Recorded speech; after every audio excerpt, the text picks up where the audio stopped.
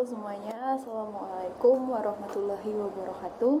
Semoga semuanya dimanapun kalian berada, kalian dalam kondisi yang sehat dan semoga tetap aman selalu. Nah, di sini saya akan mempresentasikan mengenai visual thinking and visual communication. Ini adalah salah satu bagian dari ilmu kartografi dan geovisualisasi.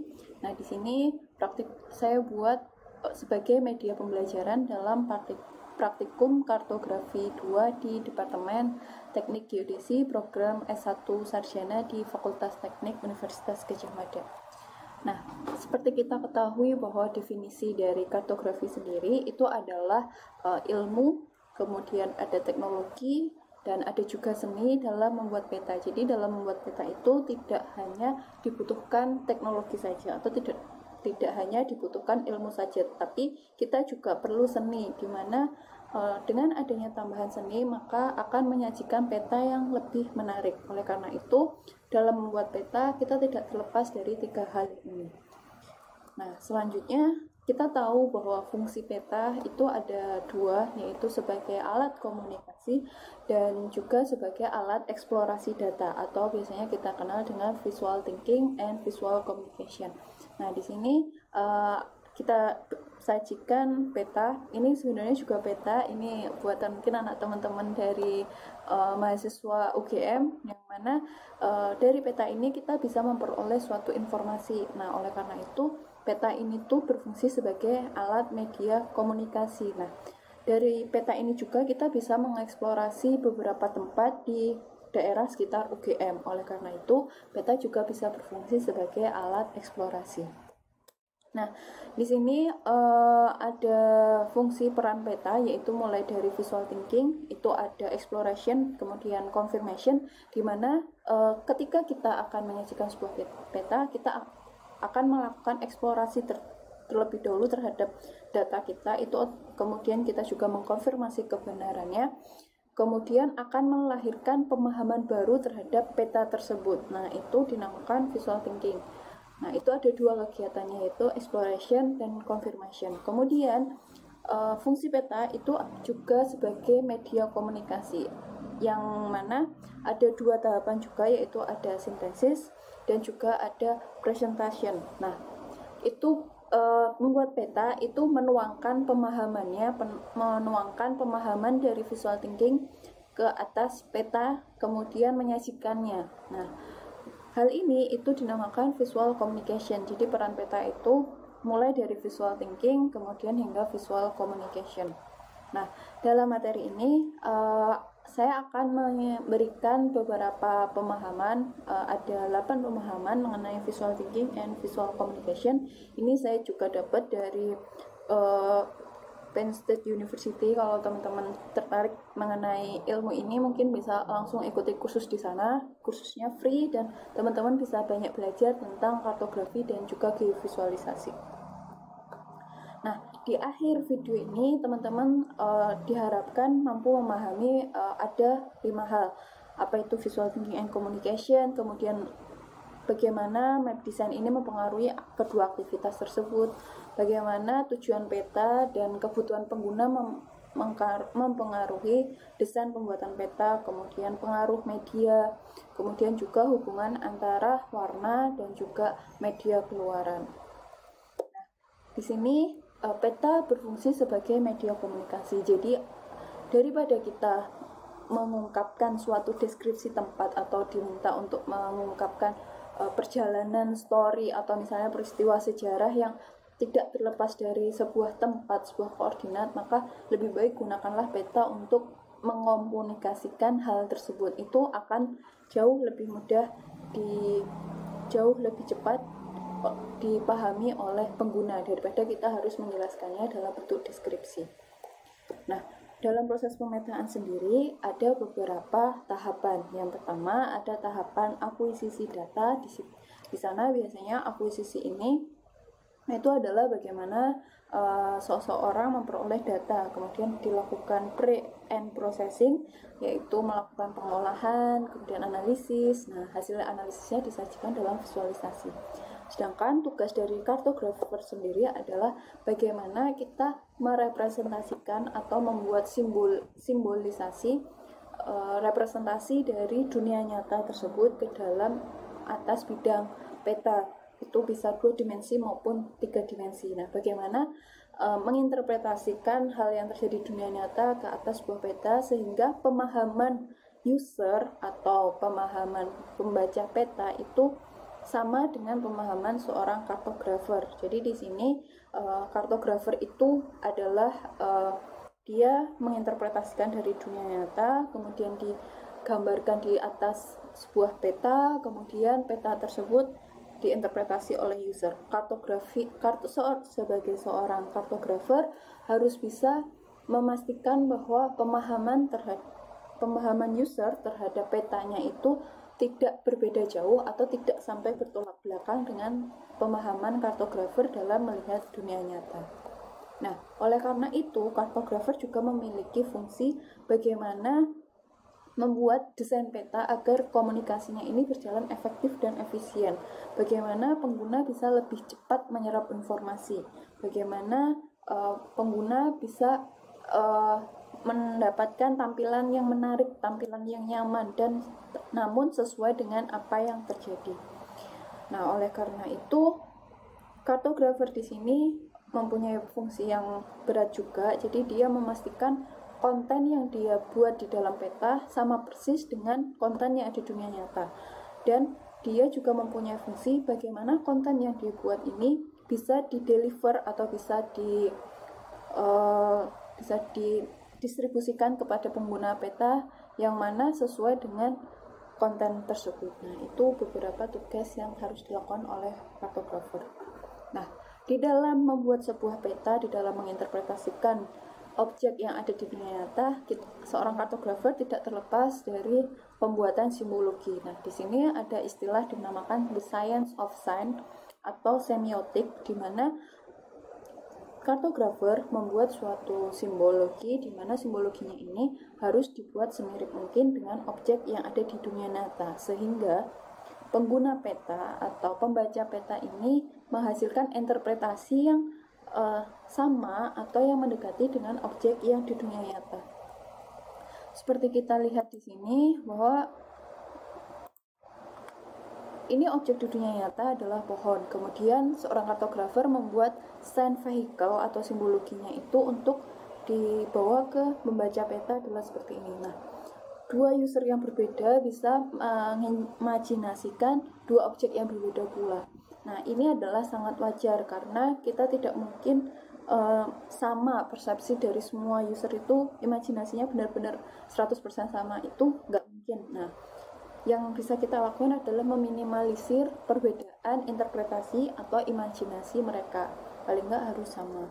Nah, ini juga sebagai contoh, jadi objek di dunia nyata seperti ini, kemudian seorang kartografi membuat tampilan seperti ini, ternyata dua orang menghasilkan dua imajinasi yang berbeda. Jadi menghasilkan mental image-nya itu berbeda dari pemahaman mereka, dari pengalaman mereka, dari apa yang pernah mereka lihat. Nah, itu juga tidak apa-apa. Itu dinamakan oleh semiotik.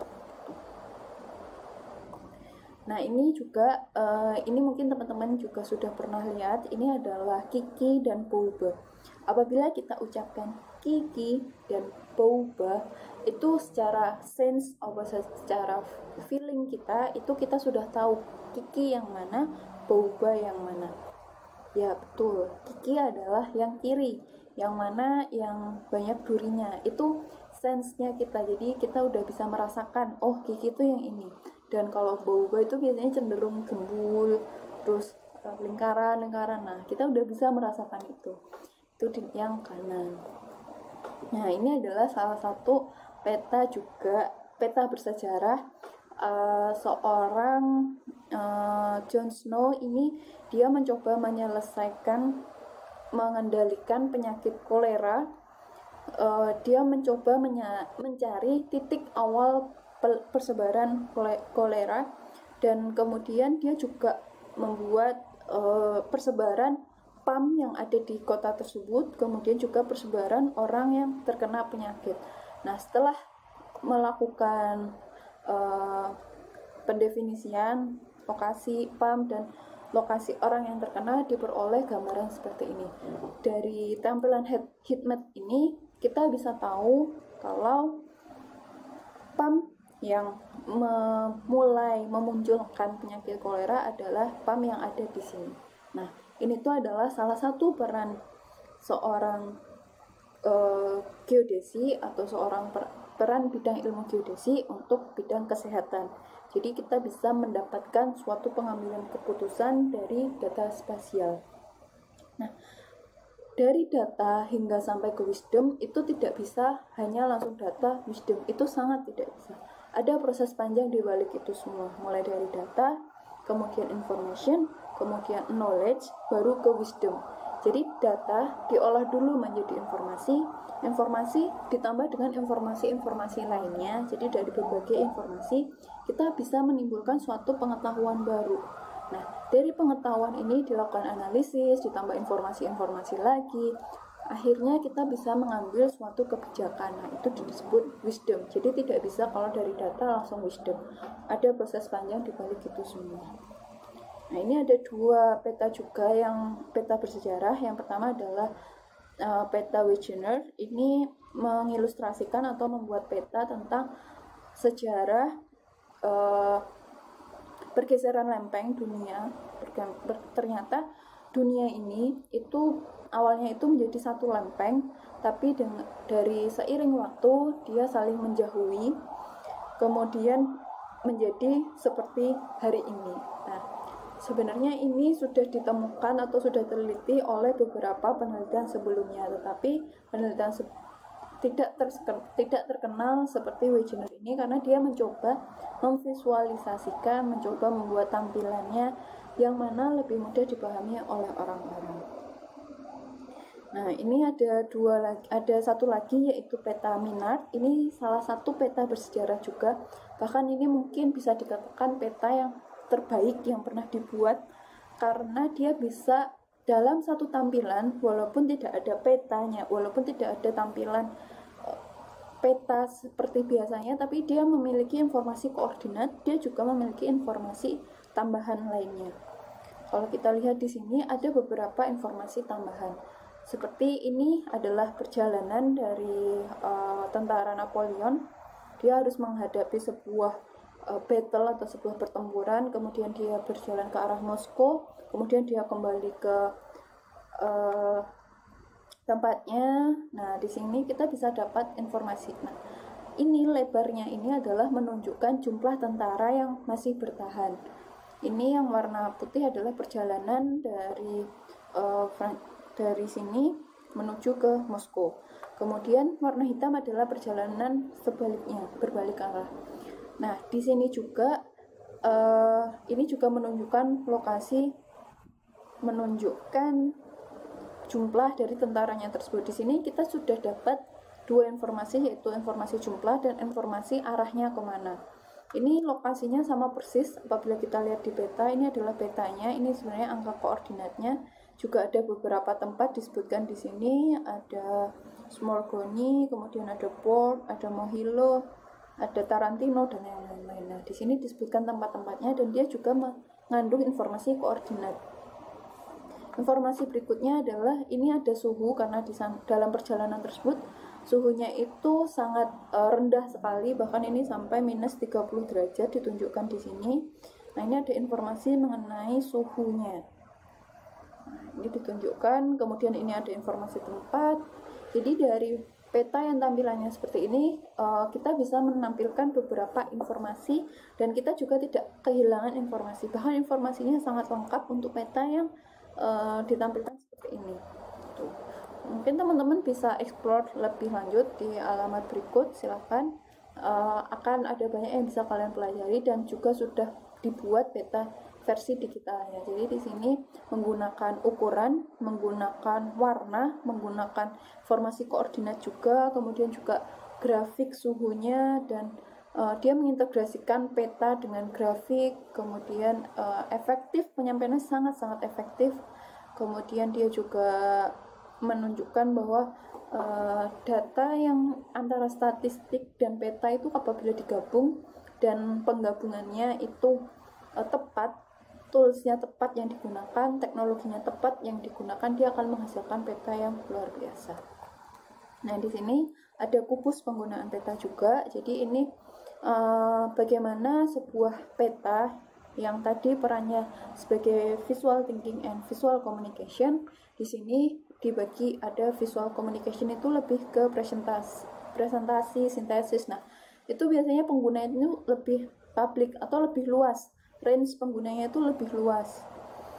Nah, kemudian juga task yang dilakukan pengguna itu lebih sedikit karena dia sudah menyajikan apa yang memang ingin disajikan.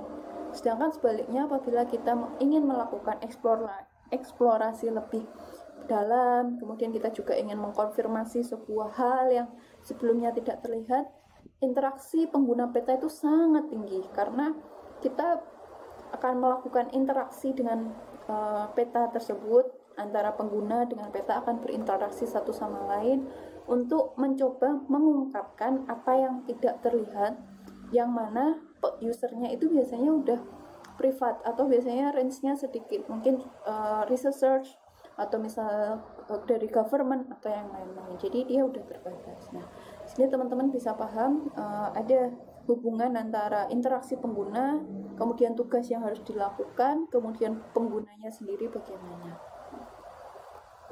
Nah, ini adalah visual analitik atau bagaimana kita mengungkapkan hal yang tidak terlihat. Biasanya tampilannya seperti ini contoh peta yang menggunakan metode visual analitik, di mana terdiri dari sebuah peta dan ada grafik, yang mana grafik sama petanya ini saling terhubung. Saat kita memilih informasi atau melakukan query atau memberikan query, maka tampilan di petanya juga otomatis berubah. Atau misalnya kita melakukan perbesaran dalam peta tersebut, tampilan grafiknya ini juga berubah. Nah, ini interaksi penggunanya ini sangat tinggi, kemudian task yang harus dilakukan oleh pengguna juga sangat tinggi, usernya terbatas, kemudian mengungkapkan hal yang tidak terlihat. Nah, untuk membangun suatu ini kita harus memperhatikan polanya, kecenderungan datanya, kemudian kita harus memikirkan bagaimana menampilkan sebuah petanya. Jadi tidak bisa langsung juga. Nah, ini ada contoh beberapa tampilan peta. Di sini ada tampilan peta yang sifatnya interaktif statis, ada yang sifatnya interaktif dinamis, dan juga ada yang peta cetak seperti biasa. Nah, hal yang bisa saya simpulkan mengenai visualisasi itu adalah dia bisa akan efektif, tampilan peta itu akan benar-benar efektif apabila kita memilih perangkat yang benar, apabila kita memilih teknologi yang benar, apabila kita memilih menempatkan hal yang memang seharusnya gitu. Nah, itu baru bisa digunakan dan baru bisa menghasilkan peta yang bagus pula kualitasnya, dan tidak ada satu perangkat pun yang dapat menjadi solusi yang sempurna untuk semua data visualisasi, karena data visualisasi itu sangat beragam, bahkan bisa dikatakan big data apabila kita menggunakan data yang sangat beragam, baik itu varietasnya, volumenya, dan yang lain-lain. Itu makanya saat kita memilih teknologi visualisasi harus disesuaikan dengan data petanya. Nah, ini sebagai contoh adalah sebuah tempat di Yellowstone. Nah, ini adalah peta dengan dua kegunaan, yang mana yang satu untuk wisatawan dan yang satu untuk peneliti. Jadi sebagai seorang kartografer, kita harus tahu peta yang akan kita hasilkan ini akan digunakan oleh siapa, sehingga kita bisa mendesain informasi apa yang harus kita tampilkan dalam peta, atau kita bisa menyajikan desain peta sesuai penggunanya. Oleh karena itu, dalam mendesain sebuah peta, kita harus tahu target peta kita ini untuk siapa, karena itu akan sangat mempengaruhi. Sebagai contoh, untuk wisatawan nggak perlu tahu konturnya, nggak perlu tahu histori terjadinya kebakaran misalnya. Sedangkan itu semua dibutuhkan oleh peneliti. Makanya kalau untuk peneliti, sajikan yang memang bisa bermanfaat untuk penelitiannya. Dan untuk turis, sajikan yang hanya bisa mendukung untuk turis. Hal-hal lainnya tidak perlu disampaikan walaupun itu ada datanya, seperti itu. Nah, ini juga ternyata simbol itu juga mempengaruhi penyajiannya. Pada umumnya, orang atau pengguna baru yang masih awam, yang masih pemula, dia akan cenderung memilih simbol yang memang detail, simbol yang lebih seni, itu seperti ini. Ini untuk hotel. Tetapi kalau audiens yang lebih expert, yang researcher, yang penting dia ada datanya, nah itu cenderung dia suka simbol-simbol yang abstrak, yang sederhana, tapi kaya dengan informasi. Nah, dalam mencetak sebuah peta pun itu juga dipengaruhi oleh printernya, kemudian apakah petanya ini nanti akan diproduksi secara massal atau satu kemudian difotokopi, kemudian petanya ini akan ditampilkan di HP atau di komputer atau di peta cetak. Nah, itu juga perlu diperhatikan. Atau peta ini berfungsi sebagai navigasi. Nah, sebagai kartografer, hal-hal ini sangat mempengaruhi dalam pembuatan desain peta, kemudian menentukan juga warna yang harus kita gunakan. Tuh, jadi hal-hal yang mempengaruhi desain pembuatan peta itu ada sangat banyak, dan itu harus diperhatikan oleh seorang kartografer. Nah, di sini ada proses tahap pembuatan peta. Jadi kalau teman-teman di sini sudah memiliki data, entah itu dari survei hidrografi, fotogrametri, survei pemetaan, ataupun dari data survei GNSS, itu nanti akan diolah, dianalisis, kemudian dikelola juga itu dalam sistem basis data dan juga pengolah GIS itu supaya bisa menghasilkan hasil analisis. Tetapi kalau untuk penyajiannya dia tidak cukup dari software GIS tersebut.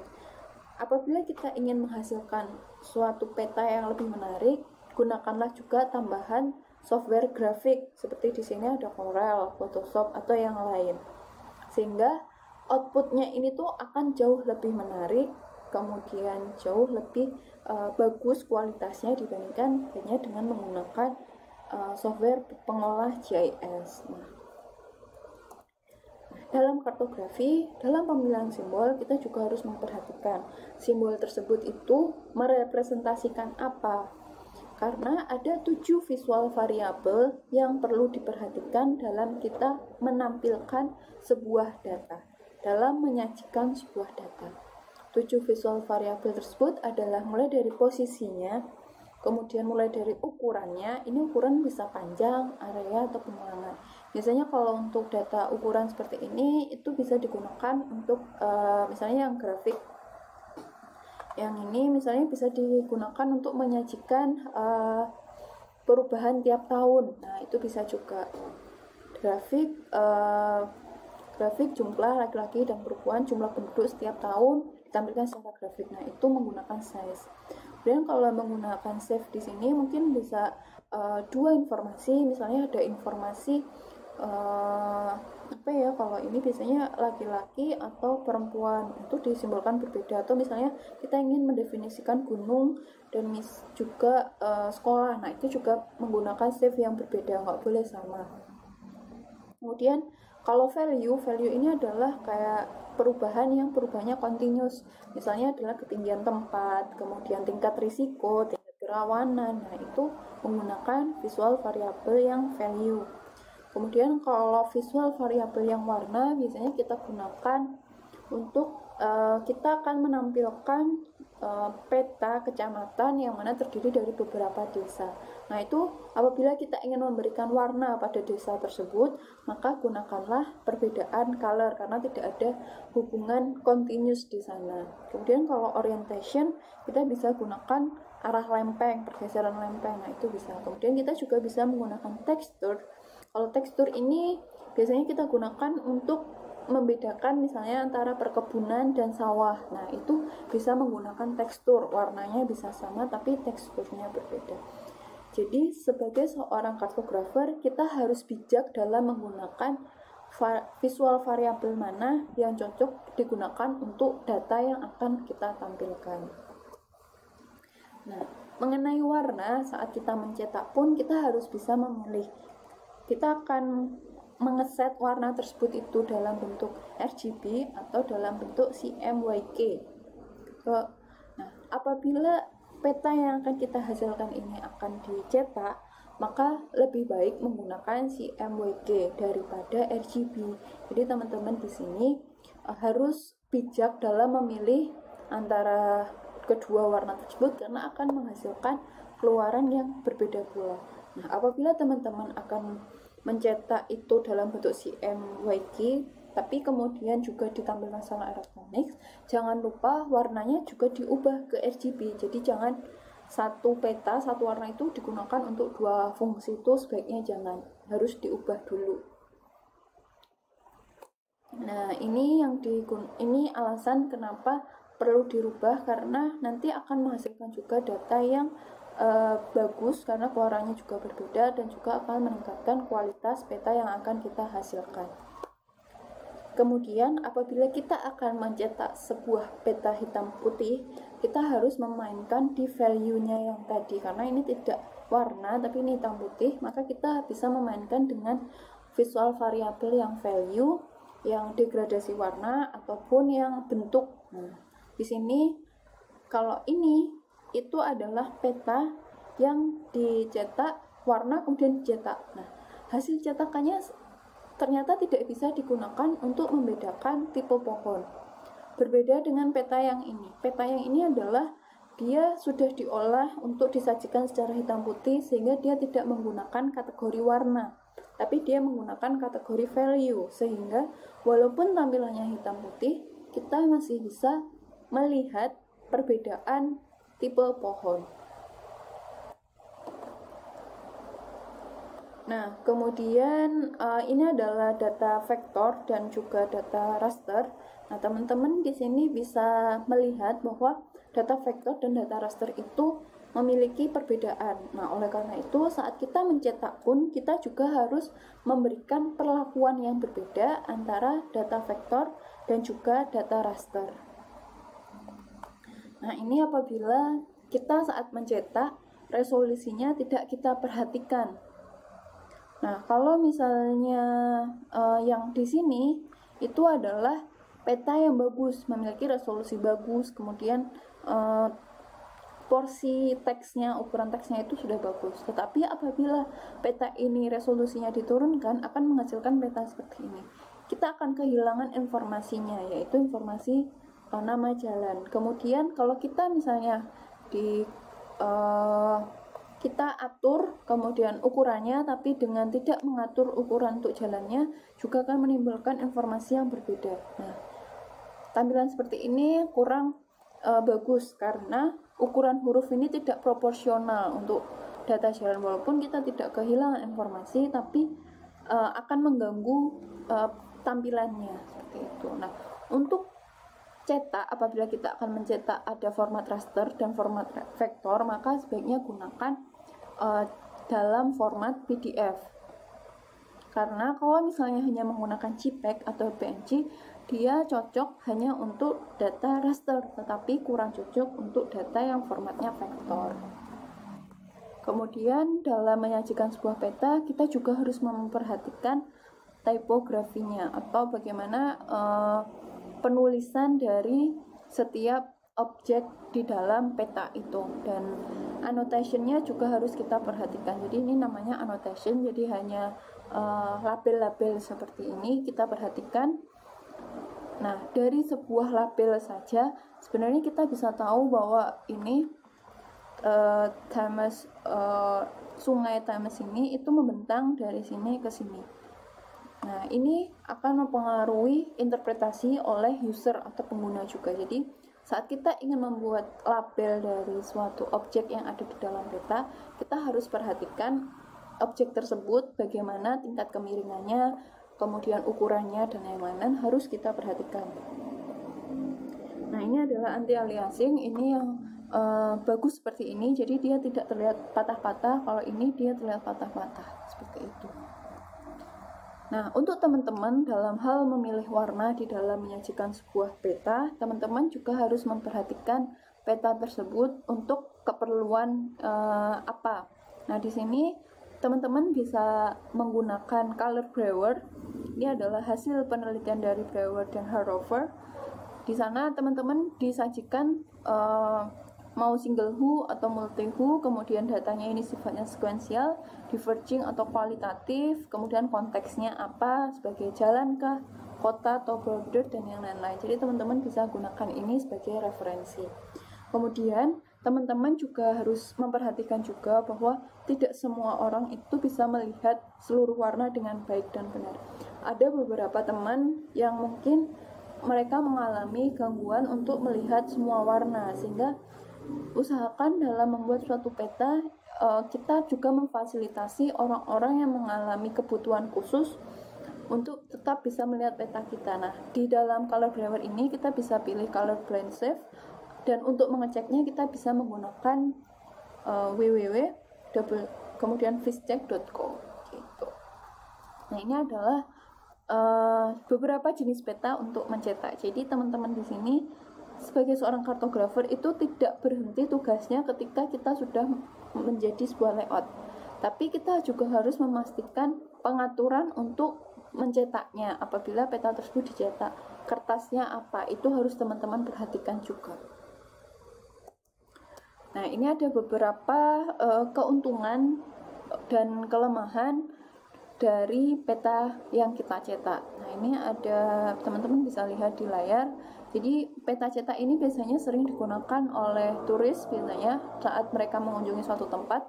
Walaupun sudah ada peta interaktif, udah ada peta digital, biasanya mereka masih nyaman juga menggunakan peta cetak. Jadi ini tuh peta yang sampai saat ini tidak lekang oleh waktu. Nah, di sini ada keuntungan dan juga kerugian dari peta interaktif. Walaupun saat ini sangat banyak peta interaktif, baik itu di gadget kita ataupun di laptop ataupun di desktop, ternyata juga ada memiliki beberapa kelemahan. Jadi teman-teman dalam menyajikan data kita harus paham mana yang akan kita sajikan, akankah interaktif maupun akankah dicetak.